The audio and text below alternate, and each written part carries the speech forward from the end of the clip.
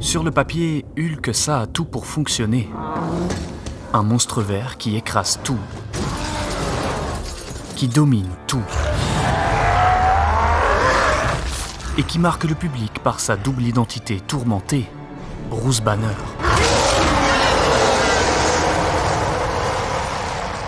Et pourtant, on est obligé de le constater. Hulk au cinéma, ça a rarement été à la hauteur. Pas de film depuis 18 ans. Des apparitions de plus en plus faibles dans les séries et films des autres. No Banner, only Hulk.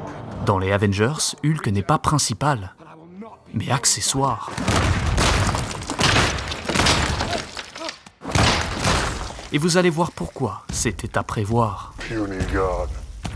Est-ce que vous vous souvenez du sentiment que vous aviez en sortant du cinéma après votre premier film de super-héros ? Ce genre de sentiment qui reste, celui qui te marque et te dit « Je veux en voir plus ». Pour moi, c'était Les 4 Fantastiques en 2005. Ma première introduction à l'univers Marvel. J'ai encore les frissons de Dr Doom qui affronte la chose dans le chaos des rues de la ville. L'excitation qui monte lorsque Johnny découvre ses pouvoirs de torche humaine. Et après ça, pendant des années, je me suis régalé. On achetait les DVD, Spider-Man, X-Men. À chaque sortie, j'en voulais plus. It's time to end this war. Et je me disais, impossible de faire mieux. Mais bien sûr, je me trompais. Parce que quelques années plus tard, on s'est retrouvés en 2008. Et je ne le savais pas encore, mais cette année-là deviendra la plus importante de l'histoire de Marvel. Dans les années 2000, Marvel se retrouve dans une situation horrible. Chaque année, les comics perdent en popularité. Ils font le bilan à Noël, et sous le sapin, les résultats sont sans appel. Il y a de moins en moins de BD. À ce moment-là, ils regardent avec détresse leurs nouveaux concurrents. Les consoles de salon. Ils doivent l'accepter. Aujourd'hui, les jeunes préfèrent jouer à la PlayStation plutôt que de lire un comics. Et à cause de ça, ils ont de moins en moins d'argent. La vérité, c'est qu'ils sont même sur le point de faire faillite. Et je sais que c'est difficile à imaginer aujourd'hui, mais à ce moment-là, Marvel doivent absolument trouver une solution pour sauver leur entreprise. Et ça tombe bien, parce qu'en dehors des consoles, il y a autre chose qui marche super bien dans le divertissement. Aller au cinéma.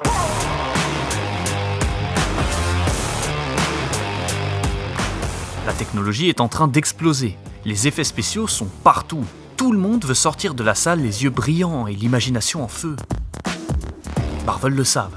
Ils n'ont qu'un seul vrai moyen de faire de l'argent rapide. Faire pareil avec leurs super-héros. Sauf qu'il y a un problème. Ils n'ont pas de studio de production cinéma, pas de distribution, et surtout, pas d'argent. Ils n'ont pas le choix. Ils vont devoir vendre leurs personnages à d'autres entreprises qui, elles, ont les moyens. Le seul truc, c'est que s'ils font ça, il n'y a pas de retour en arrière. Alors Marvel, ils résistent autant qu'ils peuvent, mais ils finissent par céder. Et ils commencent doucement à saigner à blanc face à la pression financière. En 1999, ils vendent Spider-Man à Sony pour 7 millions de dollars. Un de nos super-héros favoris, qu'ils lâchent pour des véritables miettes. Mais 6 ans plus tôt, ils avaient déjà vendu X-Men, qui sera cette fois racheté par Fox, pour encore moins que Spider-Man. Mais le premier à avoir été vendu, c'était Hulk à Universal. En quelques années, ils perdent le contrôle de leur héritage. Et le pire dans tout ça, c'est que si tout le monde se rue pour acheter les droits, c'est parce qu'évidemment, les super-héros, c'est ultra rentable. Et Marvel vont en être témoins. Très rapidement, après la vente de leurs personnages stars, des films se mettent à sortir en salle. Et c'est un carton absolu. La trilogie Spider-Man de Sony va confirmer une nouvelle ère de super-héros au cinéma. Des centaines de millions générés au box-office. Des acteurs superstars, des ennemis iconiques, le Bouffon Vert, Docteur Octopus, Venom. En parallèle, Fox développe leur propre trilogie X-Men. Et encore une fois, le public va fortement répondre à l'appel. C'est l'ère Wolverine, Jean Grey, Magneto. Ça confirme une chose. Les gens ne voulaient plus lire de BD, mais ils n'ont jamais arrêté de croire aux super-héros. Au début des années 2000, c'est même tout simplement la gloire du genre. La gloire des super-héros, issus de l'univers Marvel. Seul problème pour leurs créateurs, les droits ont été vendus. Malgré les millions récoltés, Marvel, eux, ne gagnent quasiment rien. Et face au succès de leur univers au cinéma, ils restent paradoxalement toujours en difficulté financière. Vous imaginez la frustration de voir vos œuvres partout à l'écran et sur les lèvres du public, sans en récolter les fruits ? Marvel ne tiennent plus. Ils doivent prendre une décision radicale. Ils savent maintenant qu'ils ont de l'or en stock, mais ils n'ont juste pas les outils pour l'exploiter. Enfin, ils ont peut-être vendu Spider-Man et Hulk, mais ils ont encore Iron Man, Captain America et Thor. Et s'ils les ont encore, c'est uniquement parce que ces super-héros, Sony avait refusé de les acheter, estimant qu'ils ne valaient même pas les quelques millions qu'on leur demandait. Mais cette fois, tout change. Pas question de les vendre, se dit Marvel. On va nous aussi faire de l'argent avec nos super-héros. Mais pour ça, on doit obligatoirement produire nous-mêmes les films au cinéma. Sauf que je vous le rappelle, ils n'ont pas un rond. The idea of us taking some financial risk on films was not initially particularly popular with some of our investors. Alors, ils lancent un nouveau projet, qu'on va illustrer avec le partenaire du jour, Odoo, la plateforme de gestion tout en un, qui, avec ses plus de 45 applications interconnectées, va leur permettre de gérer toute leur activité. Par exemple, dans notre cas, leur application projet aurait été parfaite pour une tâche telle que la création du projet MCU. On commence par créer nos étapes personnalisées, et ensuite, on peut directement créer des tâches et les assigner aux bonnes personnes. Et la première chose à faire, c'est de trouver de l'argent. Et qu'est-ce qu'on fait quand on n'a pas d'argent et qu'on en veut quand même ? On va faire un prêt. Dans une grosse banque. Alors, ils prennent rendez-vous chez Merrill Lynch. Et celui-là, ils doivent vraiment pas le rater. C'est leur dernière chance. Priorité absolue dans le calendrier. Alors, ils mettent tout ce qu'il leur reste sur la table. Et grâce à l'appli projet, ils peuvent s'organiser, disperser les tâches entre les membres, créer des checklists, des sous-tâches pour diviser le projet. Grâce au chatter intégré, ils peuvent envoyer des mails et taguer des collègues directement sur l'appli. Tout le monde est impliqué et la communication est simplifiée. Et pour être sûr qu'ils y voient clair, il y a plusieurs vues différentes, telles que Kanban pour organiser les tâches par étapes et déplaçables en post-it, la vue liste pour regrouper toutes les données, ou encore la vue Gantt qui illustre l'avancée du projet sur une ligne du temps. Et c'est comme ça qu'en 2004, Marvel envoie leurs responsables pour négocier comme jamais avec la banque. Ils ont 6 mois pour conclure un deal. Alors oui, Marvel, ils sont en galère de thunes, mais ça tombe bien parce que chez Odoo, la première application est gratuite à vie, hébergement et support inclus. Alors si vous voulez faire comme nous, n'hésitez pas à foncer découvrir Odoo et leur appli projet avec le lien en description. Pour les convaincre, l'équipe de Marvel dit cash aux investisseurs. Vous voyez les millions que font Sony et Fox au cinéma ? Tout ça, c'est grâce à nous. Mais nous, on ne vous promet pas des millions, non. Nous, on peut faire des milliards. La banque reste semi-convaincue. Alors, en échange de 525 millions de dollars pour produire eux-mêmes leurs films, Marvel vont devoir mettre en collatéral leurs plus gros personnages. Thor, Iron Man, Captain America. Les conditions de Merrill Lynch sont simples. Si vos films ratent, on récupère les droits de tous ces super-héros. Marvel n'ont pas le choix. Et ils signent le contrat en tremblant. Avec ça, un seul échec et ils coulent, sans aucune possibilité de se relever. C'est pourquoi ils ressortent de la banque, certes riches, mais avec un demi-sourire. Ils ont 500 millions, mais ils n'ont pas le droit à l'erreur. Bon, avec cette nouvelle somme, Marvel le savent. Ils ont le potentiel de faire une dizaine de films. Et avec Kevin Feige, leur nouveau président de Marvel Studios, ils en viennent rapidement à une conclusion. Et si, au lieu de faire des films solo, uniques, on faisait des films connectés entre eux ? Kevin leur rappelle. On a toujours eu les personnages et l'univers. Mais maintenant, on a aussi l'argent. Tout ce qu'il faut faire, c'est convaincre le public sur nos premiers films. C'est capital. Ouais, impossible d'ouvrir un univers partagé si même les premiers super-héros n'arrivent pas à convaincre les fans. Donc ils discutent pendant des jours, débattent pour savoir qui développer en premier à l'écran, avec quel réalisateur, avec quel budget. Et finalement, un jour, c'est bon. Ils sont enfin d'accord. Ils se regardent les yeux brillants et se disent « La voilà, notre meilleure chance ». Et ils l'ignorent encore. Mais ce choix qu'ils s'apprêtent à faire va absolument tout changer pour l'histoire de Marvel et pour celle du cinéma. I would say became the template in a way for much of what the MCU became. Parce que Marvel, ils ne vont pas produire un film, ils vont en produire 2. 2 films en parallèle, la même année. 2 choix complètement opposés, mais pourtant bien réfléchis. Le premier film, c'est l'incroyable Hulk. choix prudent, de sécurité même, avec un super-héros déjà vu au grand écran. Pas produit par eux, ils ne pouvaient pas, je vous le rappelle, ils avaient vendu les droits. Mais par Universal. Alors oui, c'est vrai, le film avait convaincu à moitié. Mais Hulk a toujours la confiance du public. Marvel le sait.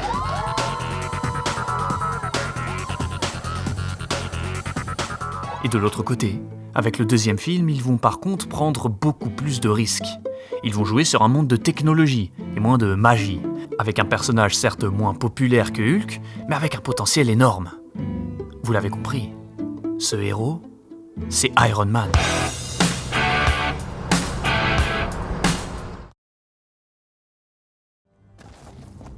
Ok, commençons par la stratégie du film Hulk. En pleine négociation avec la banque, Marvel savait déjà qu'ils avaient besoin du géant vert pour la suite. Sauf qu'ils ont vendu et les droits d'exploitation à l'écran, et les droits de distribution à Universal pour leur monstre préféré.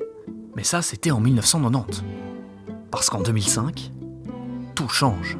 À leur avantage, Universal n'ont pas connu le succès avec leur dernier film Hulk. Et c'est trop risqué pour eux d'en faire une suite. Marvel propose donc un nouveau deal. Ils récupèrent les droits de production de Hulk, et Universal, en échange, conserve les droits de distribution. En gros, Marvel peuvent à nouveau faire des films avec Banner, mais ne pourront toujours pas les distribuer. Ils signent l'accord, et Hulk devient central dans le nouveau plan du MCU. Ce héros, ils en sont convaincus. C'est LE moyen d'accrocher le public à leur nouvelle signature artistique. Et comme ce film doit absolument marcher, il faut choisir un acteur populaire pour l'incarner, quelqu'un qui va faire déplacer les gens en salle. Un acteur capable de jouer un rôle presque dramatique, tourmenté, qui lutte avec une double personnalité. Avec une double personnalité ?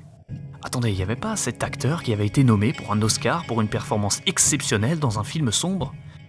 Un acteur qui avait déjà convaincu tout le monde en jouant un homme fatigué, perturbé, avec un double en lui. C'est quoi son nom déjà ? Ah ouais. Edward Norton. Et contre toute attente, il accepte. Et comme ça, ils ont leur Bruce Banner.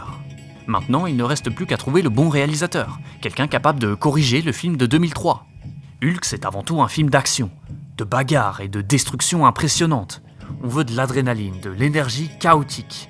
Le genre de film que Louis Leterrier gère mieux que personne. So I just came in and I said, thanks for being interested in me, but I don't think I'm the right guy for the job. They said, no. Listen, we don't want to do the sequel to Ang Lee's Hulk. We want to reboot the franchise. We want new actors, we want a new director, a new take on it. Sur papier, avec Edward Norton en lead acteur, Louis Leterrier à la réalisation et Hulk en personnage principal, Marvel ont toutes les cartes en main pour faire un véritable succès au cinéma. Sauf qu'ils ont toujours un gros problème. C'est la première fois qu'ils peuvent produire leur film. Ils ont une vision, mais pas encore de modèle. Et c'est là que les ennuis commencent. Parce qu'à ce moment-là, comme il n'y a pas de direction artistique du Marvel Cinematic Universe au cinéma, il faut tester des choses. Avec Hulk, on est sur un film d'action sérieux, presque dramatique, peu de couleurs chaudes et pas vraiment d'humour léger. Très loin de ce que Marvel va nous proposer par la suite. Et ce côté sombre, il sera au centre d'un conflit entre Marvel et Edward Norton. Once he bought into doing this movie, and once he got on this movie, he invested himself so heavily. L'acteur est récemment connu pour American History X. Il a même été nommé aux Oscars. Et surtout, il est réputé pour réécrire les scripts. C'est presque un acteur co-auteur. Et de son point de vue, c'est pour ça qu'on l'a embauché pour le rôle. Et ce qui l'intéresse dans Hulk, c'est pas le monstre vert, c'est Bruce Banner. Sur le plateau, il change beaucoup de dialogues. You know what I mean? Like you actually see him, you see Banner fight for control. Il impose presque une direction artistique, orientée film d'auteur. A much more 21st century high impact kind of an experience.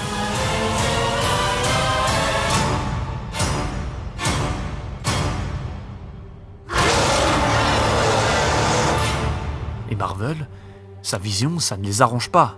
Eux, ils veulent construire le MCU, être accessible à un public plus jeune, apporter de la légèreté et du fun aux super-héros. Et ça clash avec Norton. Edward likes things that aren't necessarily just on the surface. He likes to go deeper. Après le tournage du film, en post-production, ils n'ont clairement pas les mêmes attentes pour leur long métrage. Sauf que c'est évidemment Marvel qui tranche, pas Norton. Alors ils suppriment une grande partie du travail de l'acteur. Des scènes sont coupées, le film est raccourci. Un choix que Norton va publiquement critiquer à la sortie du film. Il le dit haut et fort. Ce n'est pas mon film. Et au milieu de ces tensions, le box-office ne va pas arranger les choses. Au grand malheur de Marvel, The Incredible Hulk ne va pas entièrement convaincre. C'était pourtant le choix de la sécurité, un moyen de rassurer tout le monde pour la suite de leur franchise, comme une porte ouverte au MCU. Ils vont faire 260 millions de dollars, loin en dessous des attentes. Marvel sont obligés de l'admettre, le choix de Hulk ne paye pas. Mais rappelez-vous, le studio avait fait 2 paris cette année-là, et tous les yeux se tournent désormais vers le deuxième projet sorti un mois plus tôt, parce que subitement, il n'y a plus le choix. Tout doit dépendre du film à risque, Iron Man.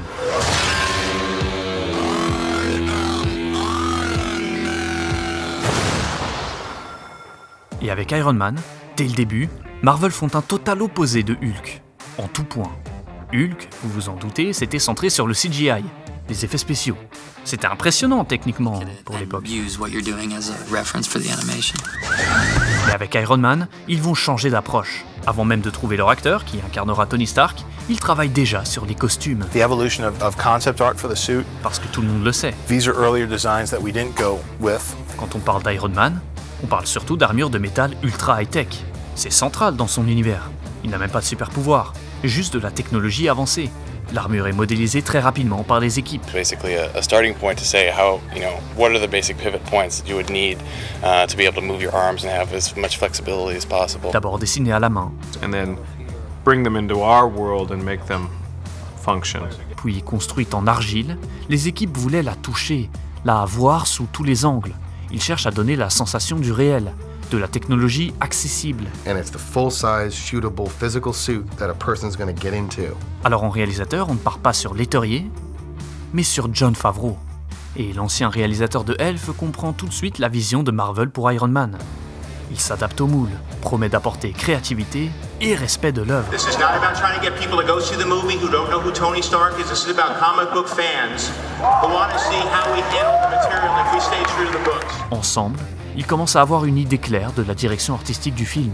On veut de la mécanique, de la sueur, du travail en atelier. It was very consistent with Stan Lee's tone. Mais ce n'est pas tout. Ils savent très bien que le rôle de Tony Stark est absolument clé. Évidemment, ils aimeraient un acteur connu pour attirer le public en salle, mais il leur faut aussi quelqu'un capable de s'adapter au projet. Les rumeurs parlent vite de Tom Cruise. There's that rumor you were almost Iron Man once, and we see what that character's become and how popular superheroes are. I just want to know, do you still want to play a superhero? Non seulement il ressemble physiquement à Tony Stark, mais c'est une star internationale. Et il n'est pas contre l'idée. Mais Favreau, lui, il veut quelqu'un d'autre. Un acteur moins populaire, avec un passé sombre mais parfait pour incarner l'homme cynique et brillant qu'est Tony Stark. Le réalisateur comprend que le milliardaire, c'est pas Superman ou Captain America. C'est un marchand d'armes, un playboy égoïste, un homme rempli de vices. C'est quelqu'un qui doit tomber du sommet de sa tour d'ivoire pour apprendre à mieux se relever. Et à ce moment-là, personne ne connaît mieux ce sentiment qu'un homme qu'on connaît tous, Robert Downey Jr. À cette époque, l'acteur sort de plusieurs années à lutter contre l'addiction, la prison et les conflits avec l'industrie. I'm running out of resources to keep you out of state prison. I'm going to incarcerate you in a way that's very unpleasant for you. Il est talentueux, ça personne ne le nie, mais ça reste un risque. Un homme qui peut tout faire chuter par manque de stabilité. What was going on? Cocaine psychosis. It's one of the things that happens. Mais Favreau est confiant. Robert, il est prêt. D'ailleurs, ça fait 3 ans qu'il est sobre. Il s'est récemment marié et il n'attend qu'une chose, prouver au monde qu'on peut avoir une deuxième chance. Et comme Norton, il a déjà été nommé aux Oscars, avec Chaplin. Et pour encore confirmer qu'il a changé ces dernières années, il s'est déjà démarqué avec Zodiac et Kiss Kiss Bang Bang. Favreau dit à Marvel, « Je veux donner une nouvelle chance à Robert Downey. » I remember you had all met with him already for like Dr. Doom or something on another project. Et il le regarde comme s'il était fou. On a tout parié sur Iron Man et tu veux risquer notre film avec lui ? Pour Hulk, Norton avait une réputation impeccable. C'est le total opposé de Robert.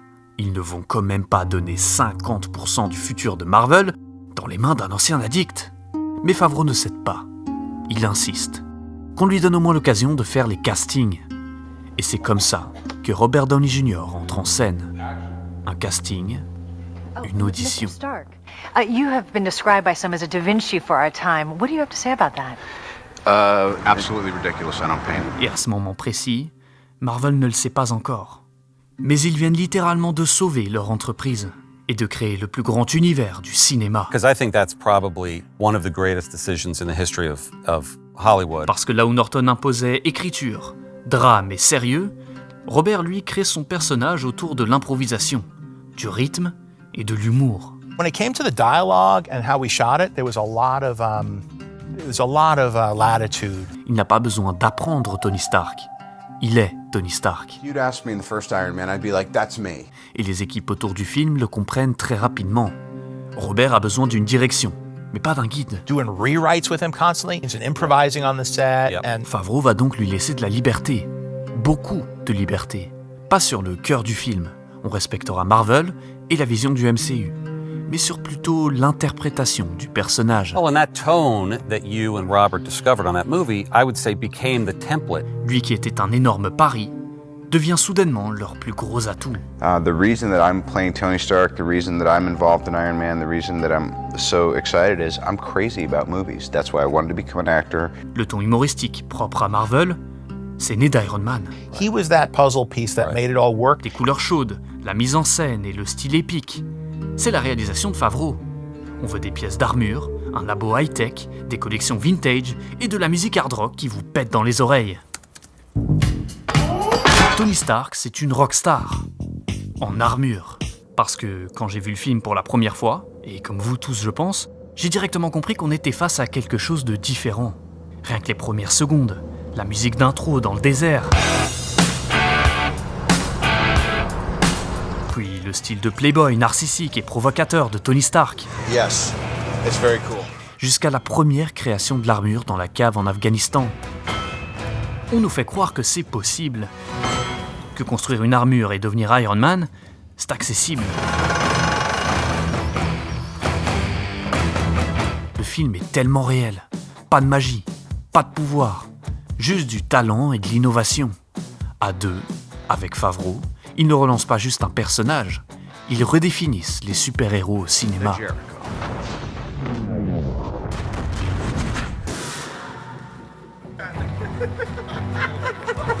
Et on parle de 2008, la même année de sortie que de Dark Knight de Nolan. Et c'est probablement pour ça qu'on n'a pas tout de suite compris à quel point Iron Man c'était révolutionnaire. Parce que j'ai regardé ce film pour une 10e fois il y a quelques jours à peine. Et vous savez quoi ? Il n'a pas pris une ride. Mais revenons à son box-office en 2008. Carton plein pour Marvel. 580 millions de dollars. Avec un chiffre pareil, tout le monde a Iron Man et Robert Downey Jr. sur les lèvres. I am Iron Man. C'est bon. Ils l'ont fait. Le MCU est officiellement lancé. Marvel, officiellement sauvé. À ce moment-là, le public n'attend plus qu'une chose. Mr. Stark, you become part of a bigger universe. You just don't know it yet. La suite de leur univers. Listen to the characters I named that we are working on currently, and you put them all together. There's no coincidence that may someday equal the Avengers. I think. Et il est déjà temps pour Marvel de faire l'état des lieux de leurs deux films. Et le constat est clair. Contre toute attente, la direction à suivre, c'est pas celle de Hulk, c'est celle d'Iron Man. Mais il y a un petit souci à gérer. Regardez cette scène en post-crédit du film Hulk. Stark. Ils font bien partie du même univers. What if I told you we were putting a team together? Ils doivent revenir, tous les deux. C'est dans les plans publics de Marvel. Du coup, ils doivent faire un choix. Premièrement, on annonce l'annulation du deuxième film Hulk, sous les huées des fans. Mais pas trop le choix. Universal possède toujours les droits de distribution du personnage. Et évidemment, ça n'arrange pas trop Marvel. Ensuite, comme Edward Norton n'était pas très collaboratif, ils vont devoir le remplacer. Heureusement, ils ont quelques années avant de devoir faire revenir Hulk dans The Avengers. Mais une chose est sûre, il doit revenir. Ça veut dire recaster le rôle. Mais bon, un recast, c'est toujours un risque. Surtout qu'ils doivent garder l'histoire racontée dans Incredible Hulk pour la cohérence de l'univers. Ouais, le film est canon, mais ils ont retenu leur leçon. Plus d'électrons libres qui refusent de se ranger dans les plans du studio. Et c'est comme ça qu'ils se retrouvent dans Mark Ruffalo, ironiquement annoncé par Iron Man.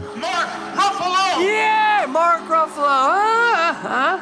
Il fera son apparition officielle comme prévu, des années plus tard. And what was it like seeing yourself for the first time hulkified? Dans le premier Avengers.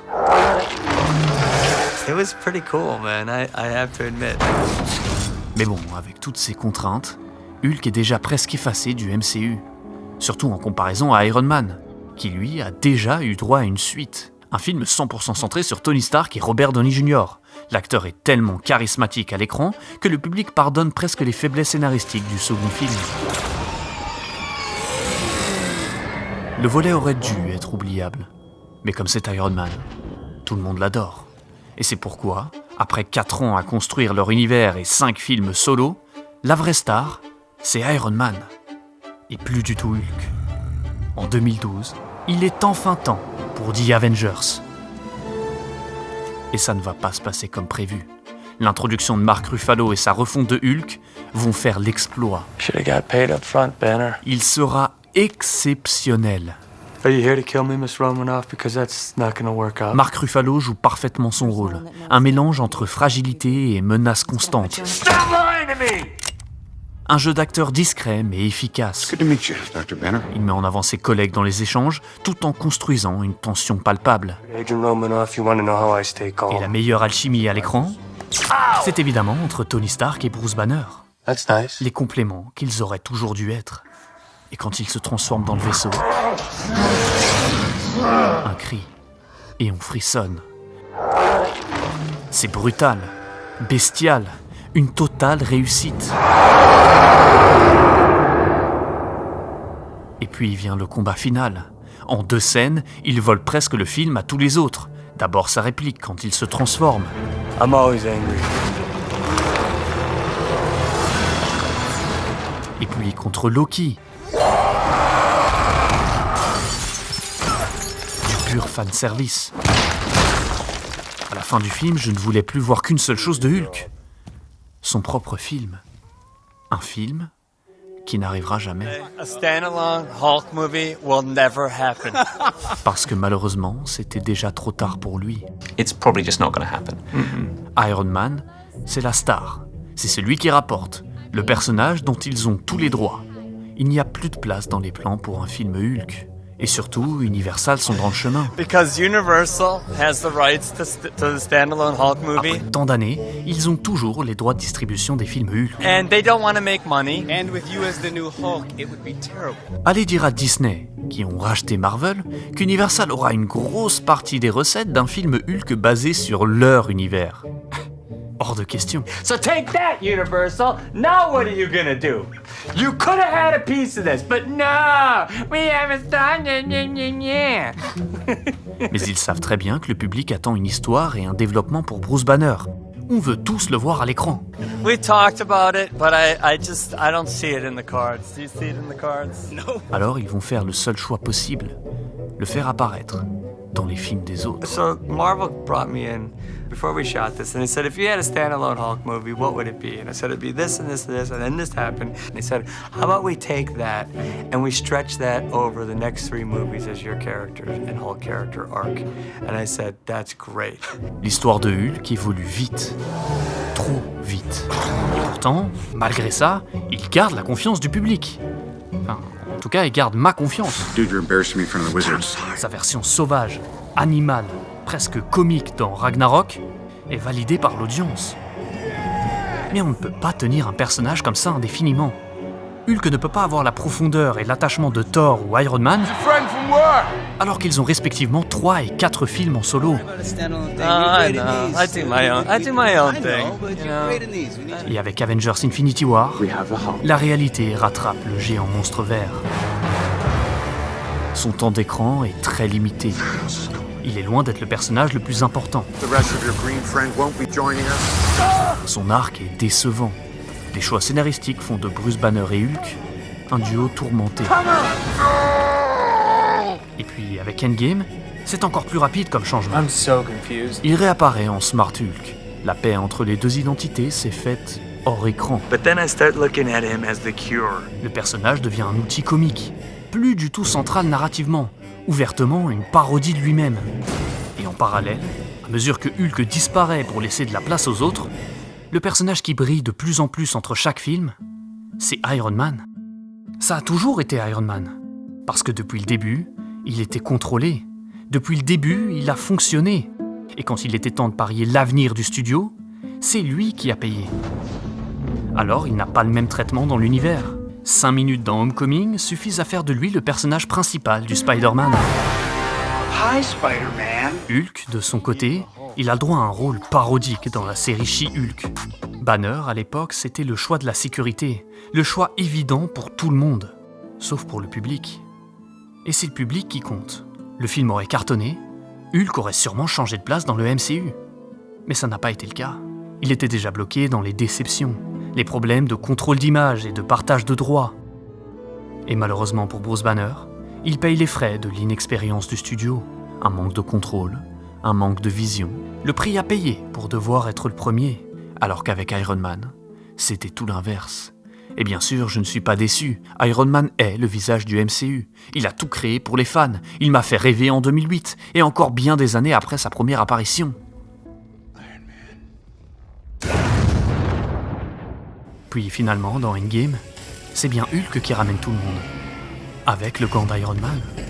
Mais en même temps, je ne peux pas m'empêcher de regarder Hulk et de regretter qu'avec un immense gagnant, on a aussi eu un gros perdant. Et puis en 2023, des rumeurs circulent. Marvel aurait récupéré l'intégralité des droits de Hulk. Incredible Hulk reverting back to Marvel, you guys. This is huge. This is massive. L'occasion de nous faire enfin rêver avec ce personnage. Mais pas une annonce.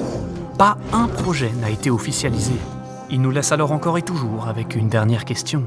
Que se serait-il passé si ce n'était pas Iron Man, mais Hulk, qui était devenu le visage du MCU ?